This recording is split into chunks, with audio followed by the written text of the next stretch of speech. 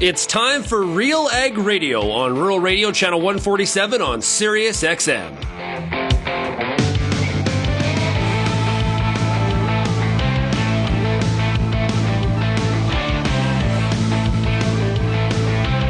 RealAg Radio and RealAgriculture.com is your home for insight and analysis of the issues that are impacting your farm business. Let's get real and get connected with RealAg Radio.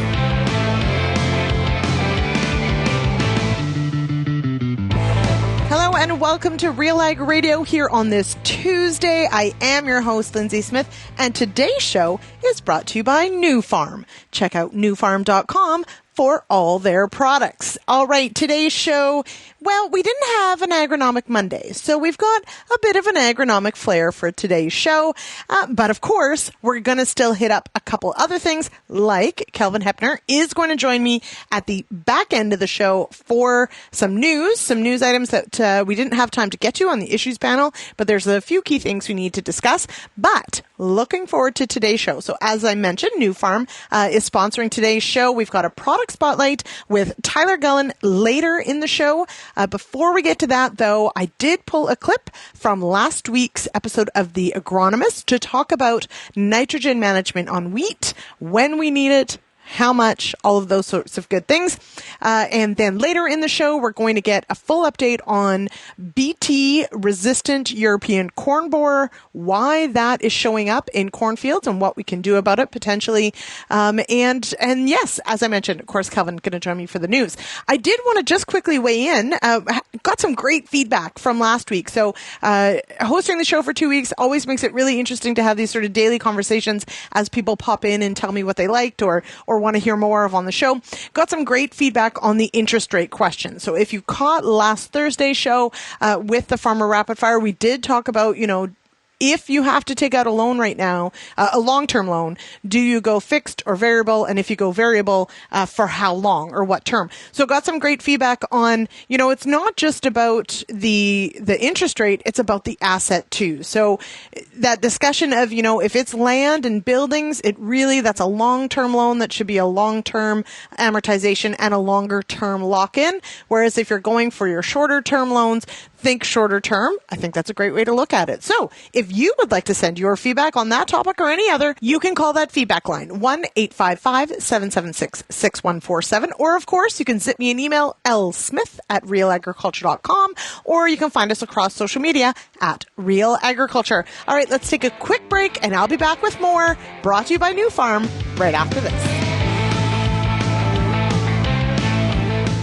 At Brett Young, we focus on what's real. It's how we became Canada's largest independent seed company. That's why we're asking a real farmer, what do you think of BY6217TF, Brett Young's TrueFlex Canola Hybrid? What's that? BY6217TF, Brett Young's TrueFlex Canola Hybrid with Pod Defender shatter reduction technology and Defender-rated club root and blackleg resistance. Good yield, yeah. Probably choose it again. Thanks, Chris. Talk to your Brett Young retailer today to see for yourself. Brett Young, distinct by design. Dedication. Watching the sunset over your crop is one of life's simple pleasures. The anticipation of it all. We know that feeling. Introducing our new Airflex NXT, our best honeybee header yet with the closest cut ever. Light, fast reacting, and infinitely adjustable. More yield, less time and work. Airflex NXT focuses on the future. What drives your next? Visit honeybee.ca or contact your nearest honeybee dealer. Does your N stabilizer contain an active ingredient load high enough to be agronomically effective? If not, it could be costing you time and money.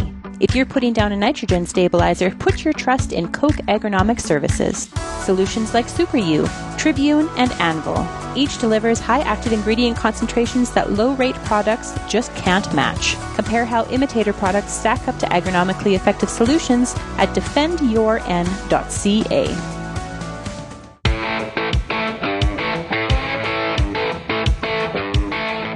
Welcome back to RealAg Radio here on Rural Radio Channel 147. This show is brought to you by NuFarm. Head on over to NuFarm.ca for their full product lineup. All right, I am your host, Lyndsey Smith, and for this segment, we're going to throw it all the way back to last Monday night, where I host a little show called The Agronomists. It happens every Monday, except holiday Mondays, 8 p.m. Eastern. It goes live on YouTube, Twitter, Facebook, and RealAgriculture.com/agronomists. And last week's show was all about nitrogen on wheat. And we do really have two crops in Canada. We have a winter crop in Ontario and plenty of points east, and we really have a spring crop in Western Canada. And so last week's show, we had Peter Wheat Johnson on. We had Brunel Sabourin out of Manitoba to talk about form, placement, rate, and protecting against losses. Let's take a listen. So here we are heading into the fall. So, and we talk about this at Real Agriculture when we're doing something like the wheat school and we're planning it. We talk about that really we have two wheat crops, right? We have our fall seeded Ontario winter wheat crop, and then we have, for the most part, a spring crop in the West.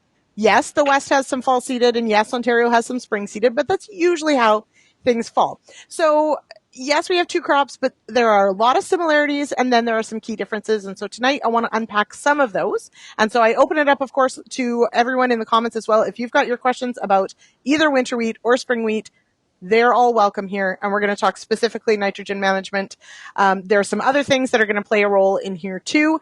Brunel, I'm going to start out west, largely a spring crop. Are we still seeing most of the N up front? And if so, are we talking fall applied? Or how has that maybe changed? I think it's more of a mix, depending on the conditions. In the Red River Valley where I am, we're still largely a fall applied crop as long as we've got a nice open fall to do it. Generally, some of it is economics as much as it is agronomics.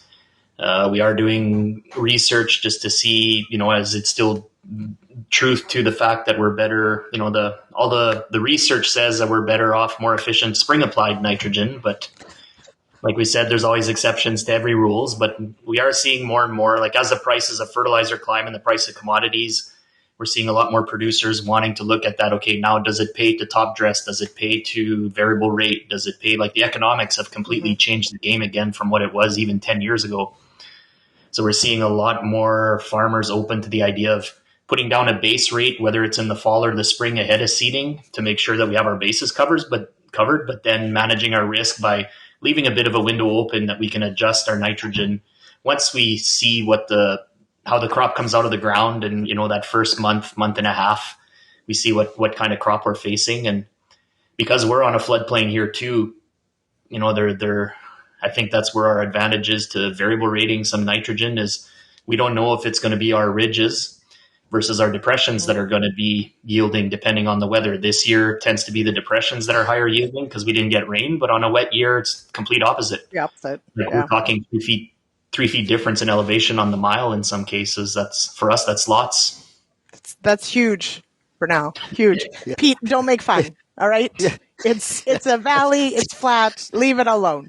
Okay. I can have 30 feet difference in elevation in I don't know 200 feet or whatever. Yes. So 3 feet in a mile. Yeah. Growing up when I went out west to Alberta, I said, "What do they mean Saskatchewan's flat?" Mm-hmm. Hey, Brunel, so I have a question, if I could.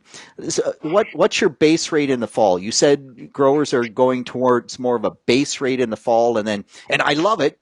Give yourself some management opportunity in the spring because wheat responds to management, and if you put all the nitrogen on in the fall, you've spent all your money. And then if you get the super wet spring, you may well lose some of that nitrogen. And there's all those different things. So what is the percentage of the nitrogen put on in the fall? Are you looking at half? Are you looking at 3/4? What's the base rate? I think we're looking higher than half just because the spring can be such a big question mark. So I like to see at least 75 to 80% of our nitrogen needs up front ahead of putting the crop in the ground, because we're on heavy clay soils, we're always running the risk of, if it's too wet, number one, we can't get in to top dress on a timely fashion, or if it gets to be later in the season, we have such a short growing window that we don't have time to make adjustments. So we need that rain later to get the fertilizer in the ground. Like if we're looking at that 6-7 leaf stage as the time that we're going to top dress. So to me, having at least 75 or 80% of your nitrogen needs up front is a better risk management than trying to go half and then relying on being able to get a 60 pounds or so on later. Normally we're targeting anywhere from low end 120 to on the high end 150 pounds of available nitrogen between what was on the soil test and what we're applying as fertilizer. We do have a lot of denitrification here too because of the heavy clay soils and the rain. So we tend to be higher nitrogen, or we're putting on more nitrogen than other areas for sure. Mm-hmm. Yeah. So and even Western Canada is kind of an interesting conundrum because you're in the Red River Valley, which gets quite a bit of rain, and you still worry about the spring because of denitrification and flooding and timing and all those things. But if you're in the Pallets Triangle, if you're, for sure. Like it's different there because putting nitrogen on in the spring there, the real risk is that it sits on the surface and never gets a rainfall. And so it's sort of a real balancing act between how that can come together. Meanwhile, for you guys, you get too much rain and you get more nitrogen loss, then that's not where you want to be either. You'd rather actually put that on in the spring, even if it's a bit later, probably, as long as it got in the ground, just because you don't want to, don't want to, cause that environmental concern or that economic loss. Really cool. And I'm really waiting, Lyndsey. I don't know if other listeners have been following Daniel Konopelski, I think it is, from Saskatchewan. He had the winter wheat planted in September and the hard red spring planted October the 31st. Right. Yes. And so his winter wheat yielded 58 bushels per acre on, I think he said 58 or 68 millimeters of rainfall. And his dormant seeded spring wheat, like he was just waiting on the weather to harvest it, but it was way better than anything he seeded in the spring because he was too wet in the spring and couldn't get it in timely.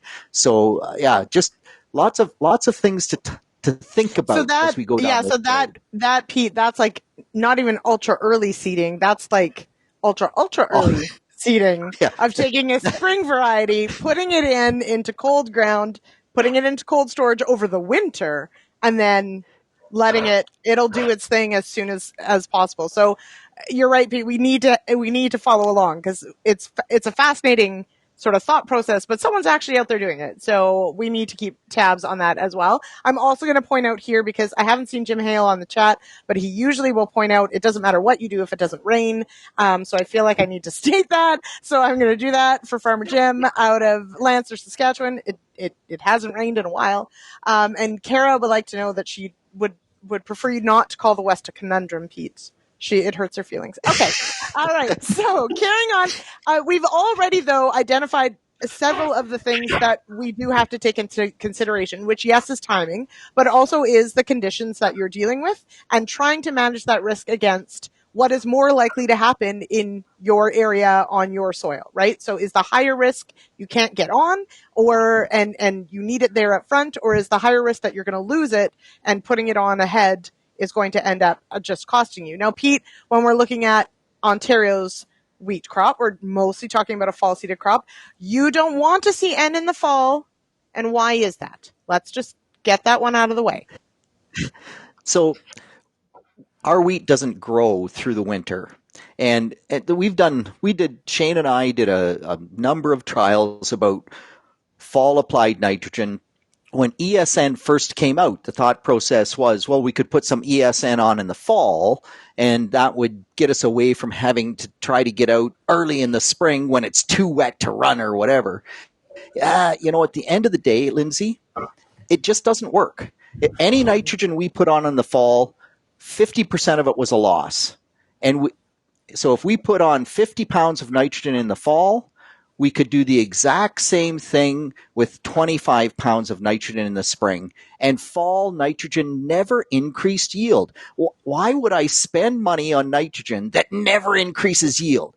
So fall nitrogen under Ontario conditions just doesn't work. If you're in the UK, if you're in New Zealand, because there the winters are warmer and the crop grows and tillers almost all winter, that's a totally different story. So they talk about, 30 or 50 pounds of fall nitrogen because they want to support those 8, 9, 10 tillers per plant, or at least 5 tillers per plant. Ontario, Michigan, Ohio, really just doesn't make any sense. And it's an environmental concern. So why would we, number one, throw money away, not get any more yield, and harm the environment? Like that's 3 strikes, you're out. Fall nitrogen doesn't work in the Great Lakes Basin. Mm-hmm. So, and then to sort of contrast that with where Brunel is in Manitoba, and actually Dr. Dave is reading my mind, which is perhaps terrifying. Sorry about your luck there. But if in Ontario we consider that we could be losing 50% of that, and what would the estimate be for the Red River Valley, Brunel? So if you're putting on that 75-80% base rate in the fall, what sort of risk of loss do you sort of consider is there? What have you seen as evidence of what's still there in the spring? This isn't replicated, or it's more anecdotal, I guess, but through 25 years of experience consulting in the valley, if we get early water, I guess I'm thinking flood, which isn't really the scenario, but if we get an early spring thaw, generally we're pretty good. If we get a late season flood where we've got water sitting on the fields in late April, early May, then that's where we tend to lose a lot of nitrogen to denitrification. We don't have any kind of leaching, like especially where I am, we're on 200 feet of clay, so it's not going anywhere. It's not going down. No, it's really not. Where we lose our nitrogen, it goes up. So if we have conditions where soils are saturated in the spring and it's already 25 to 30 degrees Celsius for daytime highs, we've seen that where we've lost probably, like you said, 50% of our nitrogen. But typically our water, snow melt thaws early enough, and then by the time the fields do thaw out, we're in good shape. We don't seem to lose a whole lot of nitrogen, or else we wouldn't be doing that practice anymore. Yep, for sure. And that is, everyone, the tale of both sides of the Canadian Shield. Amen. Okay. So there, go ahead, Pete. Well, no. So it really does depend. If you put the nitrogen on right at freeze up, and it stays cold all the way till it thaws out, and then it thaws out and doesn't come in wet, then your losses are probably pretty minimal. You'd worry a little bit about the nitrous oxide emissions, because with all that nitrate pool that could be there in the spring, that's often that transformation. That's as the soil thaws out, that's when we get that big boost of nitrous oxide that we don't want from a greenhouse gas emission standpoint. But other than that, your losses probably aren't all that bad. The challenge is when you get, like last year, not this spring, but a year ago, man, I think you guys had a really wet spring, and I think you lost a ton of nitrogen. And then you just say, well, man, isn't there a better way? And the challenge is to figure out what that better way is. Mm-hmm. Well, we're starting to play with that. Sorry, go ahead. Go ahead, Brunel. I was just going to say we're starting to play with like additives to the anhydrous, and like you mentioned, how you apply it, when you apply it. Typically in the fall here, we're doing anhydrous, so we're putting it down, what they consider deep banding, a good 3 to 4 inches deep minimum. I'd be more worried about shallow applied nitrogen. That's deep here, Pete. Okay? Yeah. That's deep here. You're closing the slot, carrying on. Drive on, as Pete says. Yeah. Okay. Yeah. But the time of year that you're applying it, and if we applied anhydrous 4 inches deep, she'd all be in the air. Like it just wouldn't. 28% we could do 4 inches deep. Anhydrous, if we're not 6 to 8, it just all gases off. Anyway, it's a difference in areas, and clearly that's not happening to you, Brunel, or you would be putting it deeper. All right. And with that, thank you to Pete. Thank you to Brunel. That show is a ton of fun. As I mentioned, check it out Monday nights, 8 p.m. Eastern, YouTube, Twitter, Facebook, wherever you might be at that time. All right. We're going to take a quick break. And when we come back, We're going to hear from Tyler Gullen with NuFarm right after this.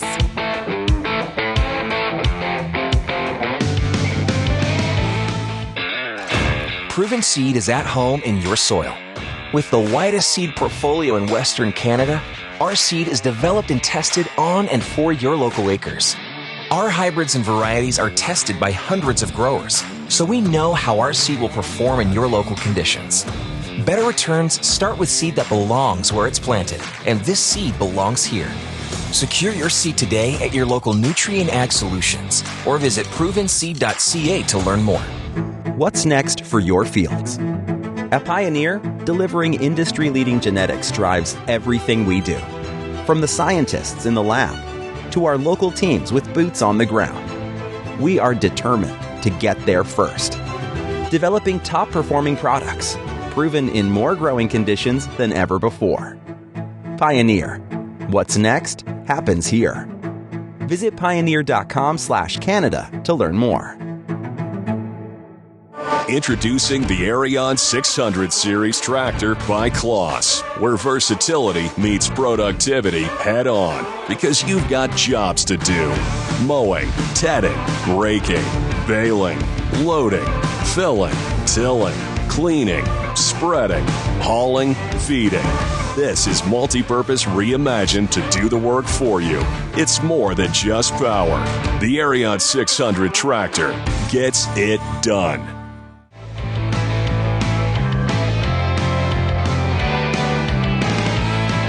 Welcome back to RealAg Radio. It's time for today's product spotlight, and joining me on the line, Tyler Gullen. He's the Technical Services Manager for Western Prairies for NuFarm. Tyler, welcome here. Yeah, thanks for having me. All right. It is early September. It is time. It is time as harvest wraps up to talk about what we can do in the fall to save us some time in the spring. Number one, what's on our list? Yeah, for sure. With harvest wrapping up probably earlier than normal in a lot of parts of the prairies, that fall spraying could really be a great time management tool to really get that great start for next spring. And in particular, if you can spray a soil residual product this fall that's going to get that residual weed control next spring, that's a really nice option. So a couple examples of this would be Valterra or Fierce herbicides.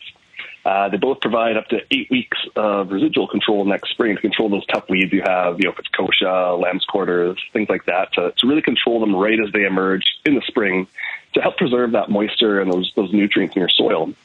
So that Valterra and Fierce are also really nice options for fall, because you can apply them with just a regular sprayer. You don't need some extra equipment like a Valmar or something like that to apply them, and you don't incorporate them. So it's a really nice option to really get that true single pass for fall spraying. And they do have a lot of cropping flexibility for next spring when you fall apply. So, if your crop plans do change over the winter, as they tend to do, you aren't stuck to that single crop on that acre next year. Mm-hmm. Always a consideration. Sometimes, you're right, planning ahead can sometimes create some headaches if we have to do some last-minute changes. So always good to think about the flexibility you might have. Now, you did mention a few of the benefits, of course, the one-pass system. But why fall versus spring? What other benefits might we get from sort of making this a fall pass? Right. Yeah. So there are quite a few benefits to applying these in the fall. One of the biggest factors that comes to mind for Valterra or Fierce, to perform well, they do need that moisture to activate them in the soil to start to control those weeds. And, we've really seen the past couple of years that good spring rainfall just really isn't guaranteed. There's parts of the prairies this year didn't really get that rainfall until well into June. So, that spring application may not have got that activation. But by applying them in the fall, you could take advantage of that snow melt in the spring to get that activation instead of the rain, and really start to control those weeds right away in the spring, right as those weeds themselves germinate with the snow melt. So that just means that more of that moisture is going to stay in your fields, your crops, which is really important in some of these dry years like we've been seeing. Another benefit of that fall application of a Valterra or a Fierce is it's just a really nice resistance management tool. It's a new herbicide timing. And it kind of lets you hit those weeds at a different stage, and with some unique herbicide groups that you would apply in the fall safely before crops, but they're different herbicide groups than you'd use for an in-crop application. So you can really get multiple modes of action on that acre. and, really get that residual control of those weeds early in the spring, help keep those weed populations down and help keep those weeds in kind of an ideal size, an ideal window of control to really help maximize your in-crop applications next year. So I think those fall benefits really come down to that time management piece and just the ease of application, ensuring that herbicide gets activated with the snow belt, and then just that resistance management tool in your toughest weeds. All very important things. Now, let's say I wrap up harvest. Is there such thing as going on too early, too late? Is there an ideal application window for these products? Yeah, so, I'm sure as people finish up harvest, there's a lot of farmers just chomping at the bit to get out, get everything sprayed and put away. But we do recommend waiting to apply those products once the soil temperature is consistently below that 10 degrees Celsius point, but before freeze up. And the reason that you kind of want to apply in that timing is if all of a sudden you get, a fall of rain or some snow, the microbes in the soil could start to break down those soil residual products, which is going to reduce the length of control you get in that spring. But once that soil does hit that 10 degrees Celsius, the microbe breakdown really starts to slow down. So, if you do get some of those rainfalls, it won't start to break down that product this fall, and you are going to get that longer residual in the spring, the longest residual possible. I should point out, too, these products are meant to control germinating weeds next spring. So if you do have some weeds growing this fall that you want to, get control of when you're spraying, you can always throw in, glyphosate or a Black Hawk herbicide with either Valterra or Fierce to help control those weed escapes this fall. Just really start next spring with the cleanest possible fields. We do love tank mixes. I also love how 10 degrees in the spring is warm, but 10 degrees in the fall is cool. So isn't that just how it is? All right. So yeah, exactly. Yeah, exactly. All right. Where can producers find more information about Valterra and Fierce? Yeah, you can always reach out to your local retail, or you can go to nufarm.ca/fall apply. That's fall apply, all one word. Or give us a call at 1-800-868-5444. All right, Tyler, thank you so much for joining me on the show today. Thanks for having me. All right, we'll be back with more RealAg Radio right after this.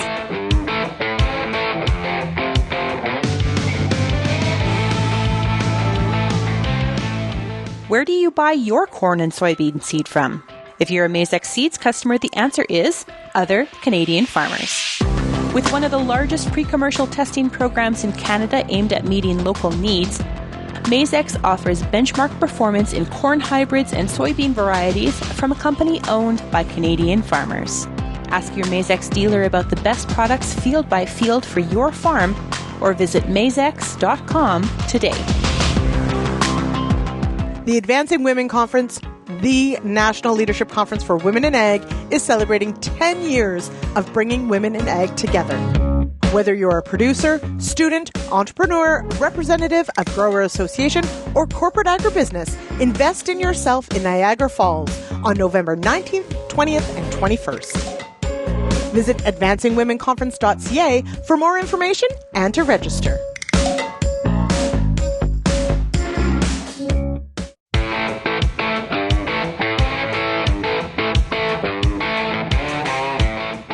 Welcome back to RealAg Radio here on this Tuesday, September 5th. I am your host, Lyndsey Smith, and today's show is brought to you by NuFarm and their pre-emergent soil-active herbicides, Valterra and Fierce. Get ahead of hard-to-kill weeds. Spray this fall for up to 8 weeks of extended weed control next spring.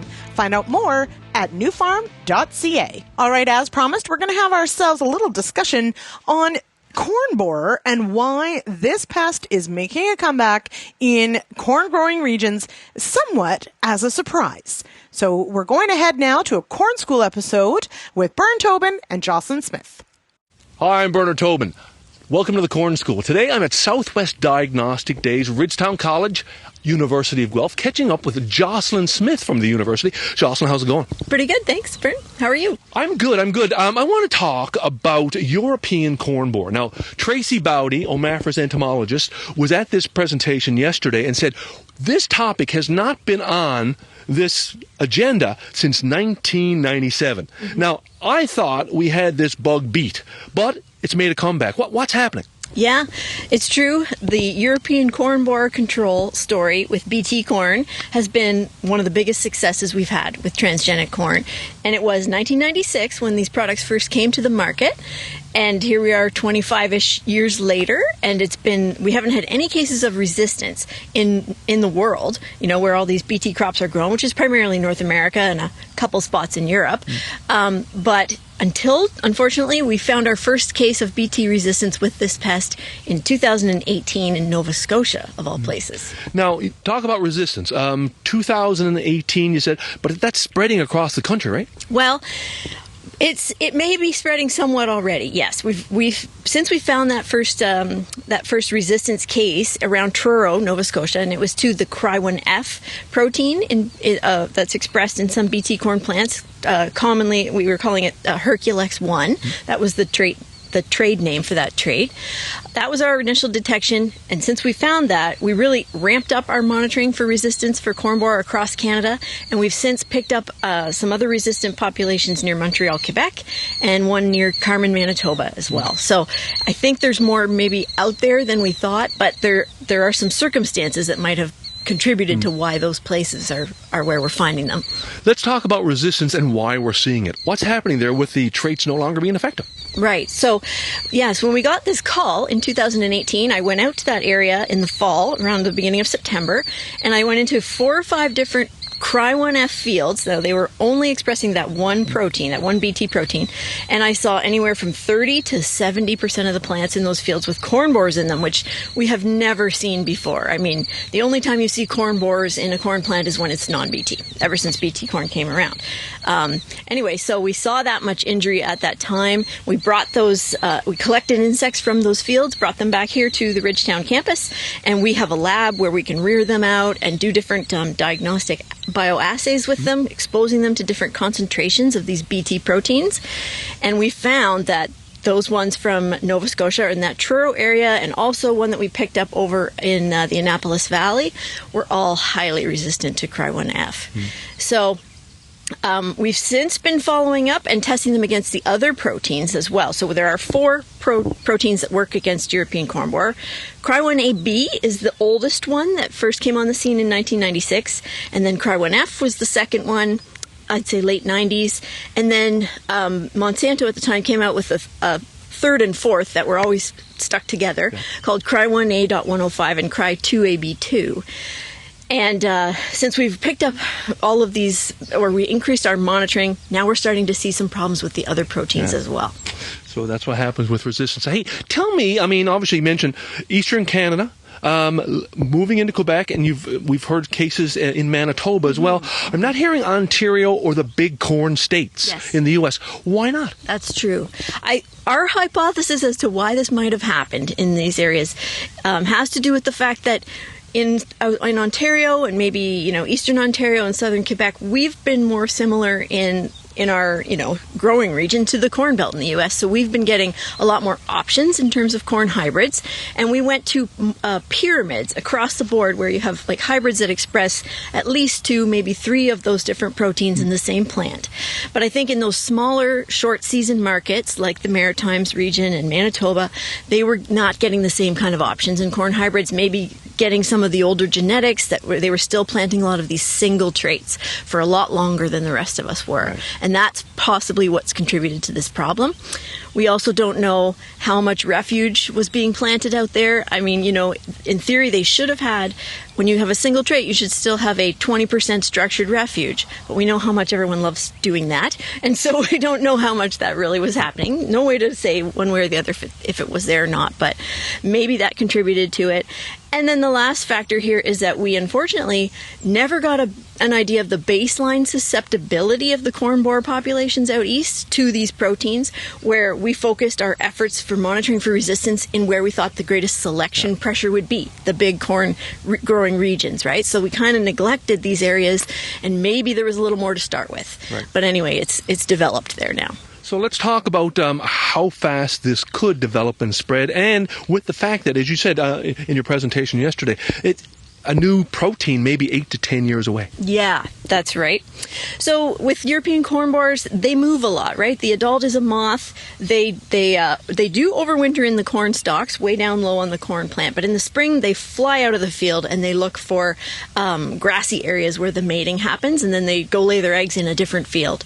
So it could spread, and those moths can fly up to 40 kilometers in one generation. And in some areas, we have 2 generations per year. So there's potential there for this to spread, unfortunately, fairly quickly. So let's talk about what farmers and agronomists can be doing in that meantime. What's on the top of the list? I know Peter Johnson, the wheat specialist, loves rotation and would love to see more growers growing wheat and expanding their rotations. Yeah, well, that wouldn't hurt in this case probably because, I mean, like I said, crop just initial or looking at a small region of crop rotation within a field isn't probably going to make a huge difference because these moths move around so much. Hopefully we don't get into a scenario where the traits are all failing in a region and we have to tell people you shouldn't be growing corn here for a while to knock these corn borer populations back. I hope we don't have to get to that point. But we're encouraging growers right now to be really looking for this. We're teaching them again today at Diagnostic Days what corn borers look like, all the different stages, because a lot of the young people in agriculture have never even seen them in their career, right? Because we've had BT corns do so well. So we're teaching them about that, how to scout for them. We're increasing our monitoring using pheromone traps for the moths and trying to learn the timing of things that happen in different parts of Canada where we might not have known so much about it. And we're also thinking about maybe other things that they can do to control corn borers the old school way, not relying on the BT technology. If there are resistance issues in an area, we're really going to encourage stalk destruction, like destroying that corn stubble in the fall, because we know those corn borers are really down low in the plant. They get under the combine head and they can survive over winter. But if you get really low and pulverize those corn stalks, that would hopefully kill a lot of them. Yeah. Insecticides are not an awesome option with corn borer because they once their eggs are laid on the leaves, they go into the midrib and into the plant really quickly. They're a borer. They don't feed a lot on the leaf tissue. They want to be inside the stalk. So timing insecticides is difficult. And we may consider biological control as well. That's another option that they do a lot of that in Quebec for sweet corn. There are some parasitic wasps that we could release possibly that could help reduce the population. Right. So, well, Jocelyn, hey, a fascinating story, great research, great insights, and as I say, a story that we will be monitoring and following for years ahead. Thanks for stopping by and taking the time to join us on Corn School. You're very welcome. Glad you came. All right, big thanks to Bern and to Jocelyn for that report. We're going to take a quick break, and after that, Kelvin Heppner here with Real Agriculture is going to join me to tackle some of the big news stories happening this week as we kick off the week. Of course, today is brought to you by NuFarm. Head on over to NuFarm.ca for more.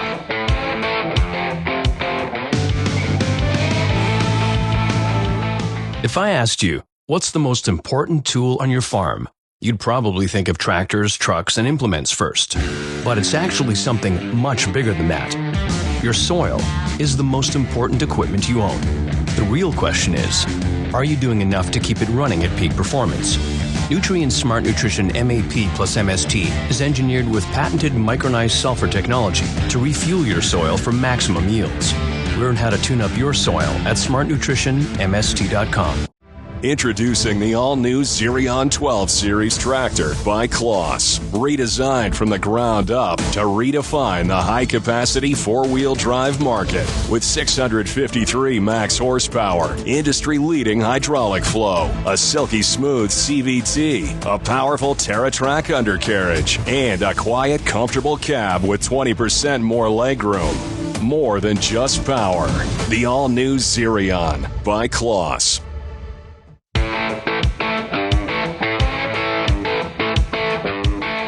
Welcome back to Real Ag Radio here on this Tuesday. I am your host, Lyndsey Smith. And yes, today's show brought to you by NuFarm. Head over to NuFarm.ca. Okay, joining me on the line, Kelvin Heppner. It's time for some news. How are you, Kelvin? Doing well here, Lyndsey. We had a bit of rain this morning, and so we're not in the field combining. We moved into canola yesterday and had a good day yesterday, but we'll take a break today and catch up on some of the things happening around the world here on the news. Just quickly, it is lava hot here. So I'm glad you got some rain because it was lava hot there. Yeah, we had our hottest day of the year on Saturday, I believe it was. 36.7 or something like that is what our thermometer showed degrees Celsius. So, it's been this summer's been kind of one aspect that's been unique is our hottest days were in May, June, and September, not necessarily in July and August. But very fortunately, strange. the nights are still. What's your overnight low? Is it warm overnight as well? With our animals, that's always the kicker. If it's hot at night too. Ours too. Yeah, it was 19, I think, overnight. So. Okay. Not very super cool, but our humidity is just like through the roof. It's kind of ridiculous. So it's very sticky and gross. And anyway, we are moving into, though, my very favorite time of year here in Ontario, which is rapidly approaching, which is fall. And October here is beautiful. So I'm just reminding myself of that. Anyway, okay, yes, we did promise some news, mostly because, of course, Kelvin, you did join me Friday for the issues panel. We know there was a bit of a flub on the show, but it did run yesterday, so hopefully everybody got up to date. But there were a few stories that we didn't have time to get to, and I thought, so why not also do a news segment here on Tuesday's show? So let's start, though, here in Ontario, because it's one that we've talked about on and off, but there's been several different things that have happened on the Greenbelt fiasco in Toronto. So we did see the housing minister, Steve Clark, did resign. We had seen, of course, the one staff member had resigned just after the Auditor General came out with her scathing report. But what's the latest here? So we've got a housing minister that's resigned, but we've also got potentially an RCMP investigation going on. What the heck is happening? Yeah, there's a lot of different moving parts here around the Greenbelt, and some of this is driven by just the political pressure right now. The Premier, Doug Ford, this morning announced that there's going to be a reevaluation of all the sites in the Greenbelt land swap as part of an overarching review of the entire Greenbelt. So when the Greenbelt concept was implemented, the Liberal government in Ontario at the time actually included a mandate that it be reviewed at least every 10 years.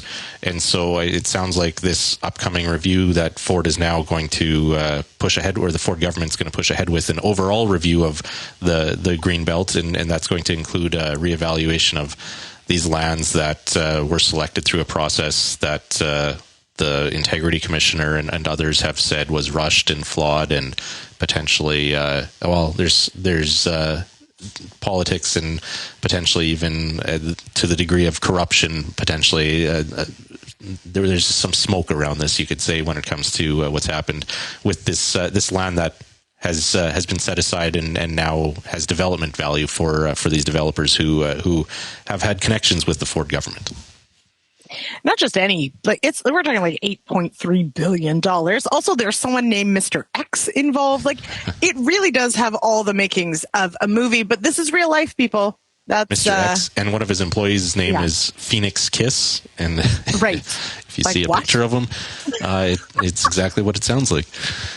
Mm-hmm. I almost feel like we're being punked, but not quite. Yeah. So anyway, we'll be following that along. Who knows? Perhaps with this 10-year review, they might turn the whole Greenbelt concept on its head. So we might be having a very different conversation in a couple weeks. Who knows? All right, let's look further afield because, of course, what happens in places like China and India have a huge impact on a trade-dependent nation like Canada. We had talked about on this show not long ago how exciting it was that Canada and India were planning to sit down to have a whole bunch of trade talks, and that soured last week. So what happened? Yeah, it's kind of confusing.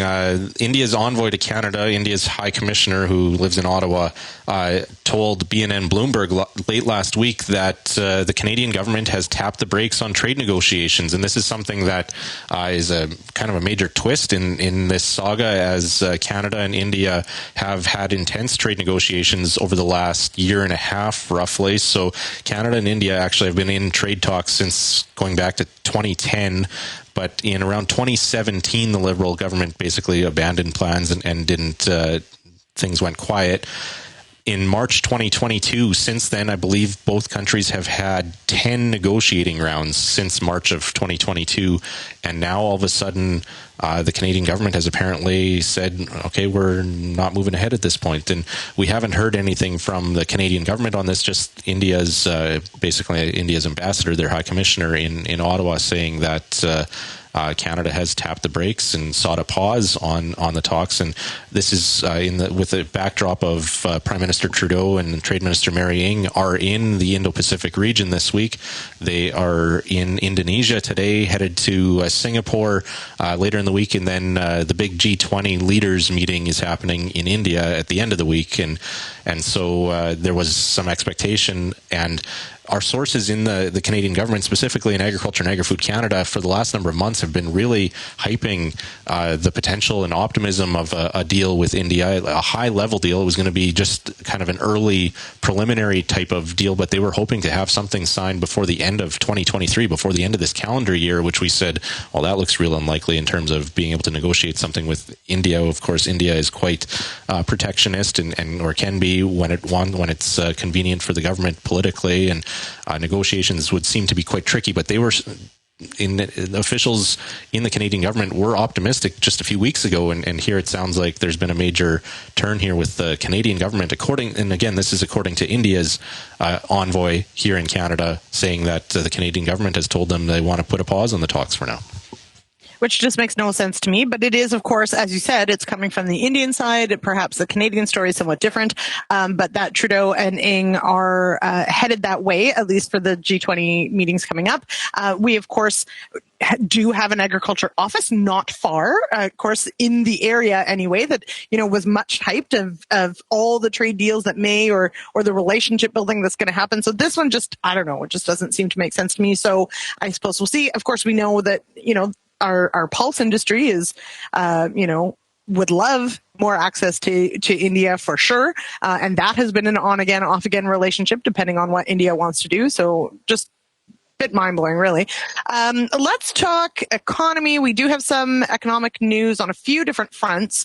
One that caught my eye last week, times are bad when the banks downsize slightly. So RBC did say that it planned to trim jobs. Is this a really bad news story, or just one of those, hey, it's going to happen? Well, it's part of I would say the economic part of this cycle where we're in right now in the economy. We've seen all the major banks release their quarterly earnings reports over the last couple of weeks, and a fair number of them came in below expectations. We talked about it on Friday, how they're increasing their loan loss provisions, which is the amount of money they set aside to cover mortgages and loans that have the potential to go bad. So the banks have been upping the amount of money that they are expecting to, basically an indication that they're expecting more people to default on loans. So that's not good for banks' bottom lines. And yeah, we saw RBC announce that it's planning to trim some jobs. And this, of course, if we're looking at in anticipation of a recession and signs of entering a recession, we saw GDP in Canada on the second quarter from StatsCan. That number on Friday, the Canadian economy actually shrunk 0.2% in the quarter on an annualized rate. And another requirement for meeting that definition of a recession often has to do with increasing unemployment. And if banks are laying off people, and we've seen tech companies laying off people, there's still lots of places where you can't find enough employees, and there's way more openings than there are people. But this is maybe one sign of some softening happening here. Mm-hmm. There's so many ways we could go with this. Do we talk more about the job side? Do we talk more about the ag tech side? Because of course, there's a few things happening sort of behind the scenes on ag tech that that are perhaps a bit alarming. But I don't know if we have time. So we'll see if we get there. But StatsCan, because you mentioned it, yes, we did talk about GDP numbers on Friday. But there was also an article in the Globe and Mail that says that StatsCan has actually underestimated non-permanent residents by as much as 1 million people.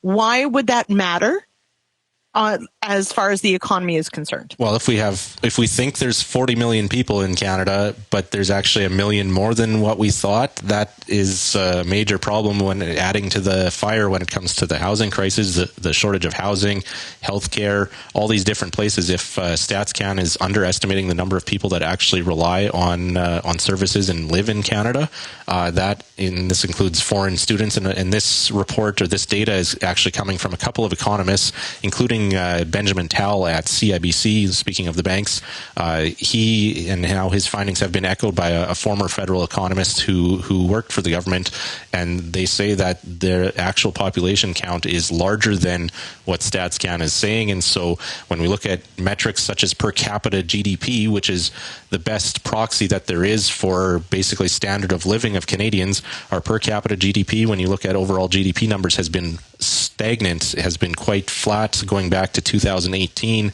and that's using the StatsCan numbers that are likely undercounting the number of people. So on a per capita basis, GDP is looking even more ugly, and so that's that's when it comes to any government services, if there's more people using it than what we thought, that would explain some of the pressure and stress that people are finding when it comes to housing, the housing market, and that type of thing. Yeah, well, and just, thinking about my province alone, there's certainly been huge discrepancies in sort of, how much housing is available for new Canadians, for people, for students. Certainly there's many stories right now circulating about, college students that thought they'd find a space, can't find one. So, 1 million people is a lot. It's so 2.5%. It would not surprise me. It means it would mean that, assuming just back of the napkin math here, Canada had passed the 40 million mark according to StatsCan earlier this summer in terms of population, and if we're out by 1 million, that's like 2.5, between 2 and 3%. That we're out in, and that will be concentrated in certain pockets of the country, as you mentioned, where there are schools and where a lot of these foreign students are living under this non-permanent residence category. That explains some of the pain that people are feeling. Mm-hmm. All right. We're just about out of time here. So I do want to quickly touch on, though, Kelvin, you are in Manitoba. Manitoba has an election coming up. I believe campaign kicks off today. What do you think will be the biggest issues? Oh, there's going to be a bunch of, it depends which party you're talking about. The NDP are going to focus on healthcare, and the Progressive Conservatives, the incumbents, are going to focus, it seems like they're focusing on crime and the economy and that type of thing. One thing that we're not seeing a lot of discussion on is climate. We've actually seen the NDP here in the province, more left-wing party for those who aren't familiar, speaking in terms that I think we would usually hear from conservative parties. They're talking about removing the gas tax temporarily to help people with cost of living and that type of thing. So it's quite interesting because the Progressive Conservatives have been quite struggling in the polls for the last number of years until earlier this year, and now they're trending higher. And the last few polls, it's actually been quite close, almost a tie between the incumbent Progressive Conservatives and the challenging NDP, and so I think there's actually some more national attention on this election this year than what we've seen in the past too, just because of some people seeing it as a proxy maybe for how things are going to play out nationally as well, with the pressure that the Liberals are feeling, and there's some parallels, I guess, between the NDP here in Manitoba and federal Liberal policy. So that's it'll be interesting. The campaign has essentially been underway for a few weeks or months even, but today is the official start date because it's an October 3rd election, so I think they have to call it today. Mm-hmm. Which means that our job gets more difficult in Manitoba because they've been in the blackout period since early August already, so that's what I mean. It's kind of official. It's kind of been underway already. That's just summer holidays, Kelvin. No, I'm just kidding. Okay. It's maybe something that people don't realize. For those of us who work in media, when a government does go into official campaign mode, or sometimes before, as you said, it means that they basically stop any sort of interviews and those sorts of things. So it can be challenging. Anyway, nobody wants to hear our sob stories, Kelvin. Okay, that just about does it for us. This has been absolutely a wonderful time. Kelvin, thank you so much for joining me on the show. We're going to wrap it up, and I hand the show back over to Sean for tomorrow. So it's been a lot of fun. But thanks to NuFarm for sponsoring today's show. Head over to nufarm.ca with all your questions. Thank you to Tyler Gullen for joining me on the show today. And I will be back, though, on the Issues panel on Friday. And I think Kelvin will be, too. So we'll talk to you then. Cheers.